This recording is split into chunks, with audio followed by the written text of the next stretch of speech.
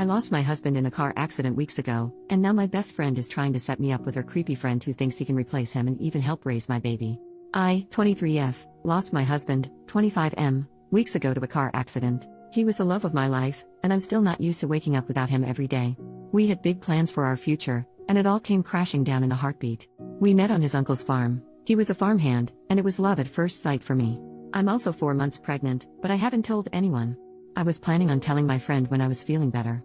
My best friend Lee, 24F, has been my shoulder to cry on during this time. She helped me with his funeral and anything else I needed since I'm no contact with my bio family, story for another time. She is currently dating Barry, 24M, and they usually hang out in a trio with Liam, 24M. When I first met Liam, he hit on me hard. He tried everything, comparing himself to my husband, saying weird things like, "Our kids would be cuter than if you had kids with your husband." He's also made creepy comments like, "You need a city boy," while motioning to himself. I'm a country girl through and through, so I typically shut him down or ignored him. But every time I would get dirty looks from Barry. Skip to Sunday night. I got a message from Lee begging me to come to dinner with her because she wanted to treat me since I'd been through a lot in the last couple of weeks. Feeling not so awful about myself, I decided to go. When I arrived, she wasn't there, so I texted her asking how long she'd be. She told me 5 minutes. She said she was just running late and around the corner. So I sat down and ordered a drink. 5 minutes passed, and she still wasn't there. I gave her the benefit of the doubt and waited another 5. When I was about to call her, Liam came rushing over and apologized for being late. I asked him what he was doing there because I was waiting for Lee, and it was a 2-chair table. He smiled at me and grabbed my hand. I ripped my hand away, and he just said, "Oh, I asked Lee to set us up. Now that husband's name isn't a problem, we can finally get to know each other." He looked so cringy, and I was floored. I stood up and told him that I wasn't interested and that I certainly didn't give a flying FCK about getting to know him. I also reminded him that I just lost my husband. Without a word of a lie, this man stood up and said, "I know you're being overly emotional right now, so I'll forgive you for that. Sit down with me. I'm not saying we have to make love straight away or anything." I was disgusted. I shoved past him and went home as fast as I could. When I got home, Lee messaged me, "So, how was dinner?" with a smiley face emoji. I called her, and when she answered, I didn't even let her get a word in. I yelled at her, asking how she had the audacity to do something like this just weeks after I just lost my husband, especially since she's been the one holding me together this whole time. I asked her what freaking game she was playing and told her the only reason I wanted to meet with her tonight was to tell her I'm pregnant. Then I hung up on her and texted her that I needed time and didn't want to be contacted for the time being. Last night, Barry came to my house and asked to talk. I said no and told him that if he didn't leave, I'd call the police. He told me I broke Lee's heart and deeply hurt Liam, and that now was the perfect time to get to know Liam because he could help raise my child with me. I opened my door, which Barry took as a sign that I wanted to talk. Instead, I hit him with my shoe and chased him to his car, screaming. I'm actually embarrassed I did that. All day today, I've been flooded with messages from friends and the trio themselves, shaming me for pushing away the people who care about me the most. They claim they don't even recognize the person I've become. The only thing that hurts me most is that my husband would know what to do. He would tell me how to fix it. And now, I have no one to talk to.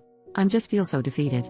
I have a therapy appointment tomorrow, but I'm thinking of calling my husband's mom, even though we've barely spoken since the funeral. Any advice is appreciated. Update, next day. Hello all, and thank you. I just wanted to start off by saying that I called my mother-in-law Louise after making the post. I thought I needed to tell her about the baby because, just like some of you said, she is overjoyed about the news. She didn't answer my call but instead drove straight over to my house. I honestly didn't know what to say to her, but we just hugged and cried all night. I didn't have the best delivery when telling her I was pregnant, probably due to all the crying, but she just lit up and was so happy. It's the first time I've seen her this happy in all the time I've known her, so at least I have some support. My father-in-law came over when he finished work after Louise told him he needed to come to my house, and he was so freaking happy about becoming a grandfather. Louise offered to have the baby and me move in, and I agreed. She said that I can sleep in my husband's old room, which was a little bittersweet. When I told her what was going on with Lee, Liam, and Barry, she was furious and told me not to worry about it because she and my father-in-law have my back. After a lot more crying, my father-in-law told me that my husband would be so happy to have this baby grow up on the farm like he did. Overall, our conversations last night were exactly what I needed. Now I'm just going to answer some comments. Lee was my friend for a long time. She was genuinely there for me when I went no contact with my parents, and I thought she was a decent friend. Now, knowing the truth, there are many things I can think of that she did that were red flags. Personally, I think I ignored them because I've never been close to anyone like that other than my husband. Liam is a loser. From my chat with Barry, I learned that he's always had feelings for me and has never given up because, apparently, I'm his type. He isn't and never will be. Yes, I ordered a drink. I didn't think I needed to disclose that I ordered a lemonade. It was simply a soda, nothing wild. I know I'm pregnant and would never do anything silly. I'm not magically pregnant. My husband and I both wanted children young and had been trying for about a year. We just didn't disclose that we were trying because my husband and I thought it was weird to tell people, oh, we're making love an extra amount. I don't know, my husband and I were very private people and kept a lot of things that way.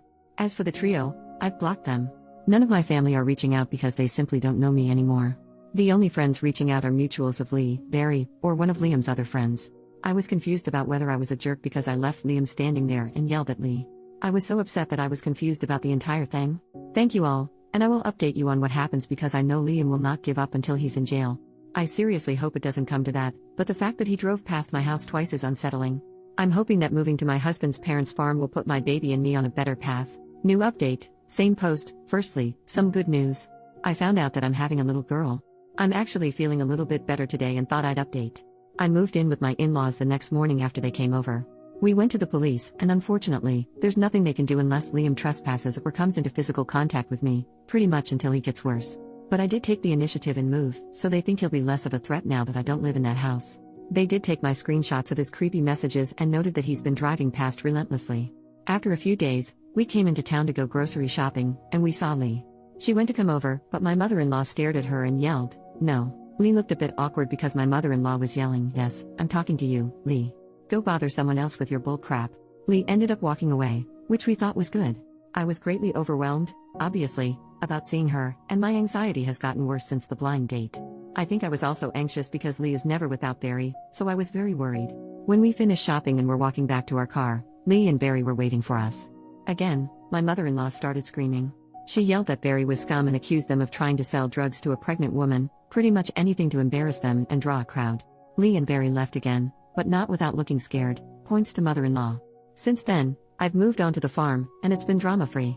I had an appointment yesterday and found out about my baby girl, but also that I have high blood pressure, most likely due to the stress. We're going to have to monitor it just in case of preeclampsia since my egg donor had it. My husband always wanted a girl, so I know she is a gift from him. Apart from the grocery store incident and the police situation, it's been very positive for me being with my in-laws and their dog Spud. Don't ask, I don't know why that's his name. Thank you again. Final update, 2 months later, thank you to everyone who helped me with my issues about Lee and the others. It's over, I was attacked and suffered greatly.